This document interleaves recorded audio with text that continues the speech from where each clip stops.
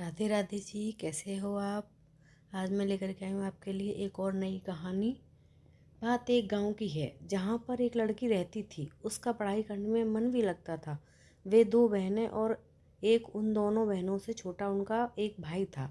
लेकिन उसके माता पिता को तो बस एक ही डर हमेशा लगा रहता था कि कल को तुम्हारी लड़की के साथ कुछ गलत ना हो जाए। इसी डर के कारण उसके माता पिता और उसकी बुआ ने मिलकर जल्दी जल्दी में उस लड़की की शादी कर दी।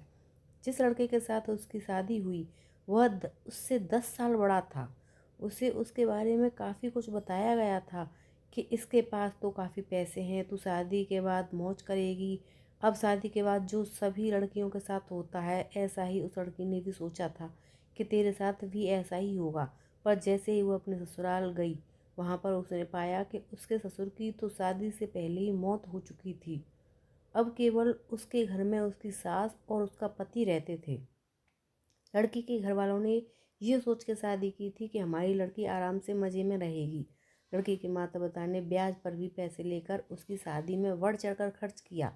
पर उन्हें क्या पता था कि उन्होंने अपनी लड़की को एक दहेजी घर में बेच दिया था। अब तो दहेज कहानी शुरू होनी ही थी। शादी के 10 ही दिन बाद उसकी सास और पति ने उस लड़की को कहा कि मेरी सरकारी नौकरी लग जाएगी, तू अपने घर से 70,000 रुपये ला के दे दे। वह अगले दिन अपने घर आई तो उसने ये बात अपनी माँ को बताई। तब धीरे से उसकी माँ ने यही बात उसके पिता को बताई। उसके पिता ने सोचा कोई बात नहीं, अपनी बेटी को तो देने हैं। इसके पिता ने कहा कि बेटी ले जा, कोई बात नहीं। अब पैसे लड़के के घर पहुंचने पर कुछ दिन तो वे सभी उससे प्यार करने लगे। जैसे ही पैसे खत्म हुए तभी उन्होंने अपना गिरगिट की तरह फिर से रूप बदलना शुरू किया।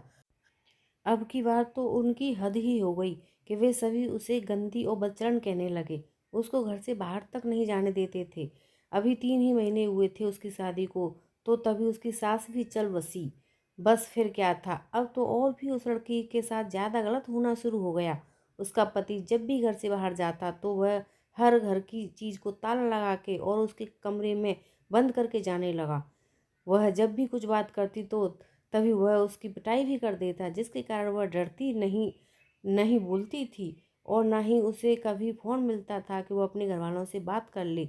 जब भी वह कहती तो उसे यही बात सुनने को मिलती कि मेरे फ़ोन में पैसे नहीं हैं। अभी उसकी शादी को 6 ही महीने हुए थे। तो एक दिन उस लड़की का पिता उसके गांव से ही जा रहा था तो उसने सोचा क्यों ना अपनी बेटी से मिलता चलूं। तो तब उसे सच्चाई का पता चला। तो वह उसी समय अपनी बेटी की यह दशा देखकर रोता हुआ उसे वापस अपने घर ले आया। घर पर आने के बाद उसने अपनी बेटी से सारी बातें पूछी। उसने फिर वहाँ पर लड़के के गांव में पंचायत भी की। पंचायत में फैसला आया कि तू भाई इस लड़की को तलाक ही दे दे, जो तुझे यह पसंद नहीं है। तो उसने भी मानने से इनकार कर दिया।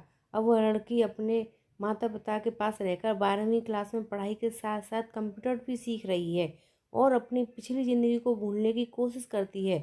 पर लेकिन कोई न कोई उसे फिर से उस ज़िंदगी की याद दिला देता है, जिससे उसकी रूह भी कांप उठती है। तो आपको मेरी वीडियो कैसी लगी कमेंट करके ज़रूर बताना। मेरे चैनल पर नए हो तो सब्सक्राइब करना, लाइक करना, शेयर करना। मिलते हैं एक और नई कहानी के साथ। धन्यवाद।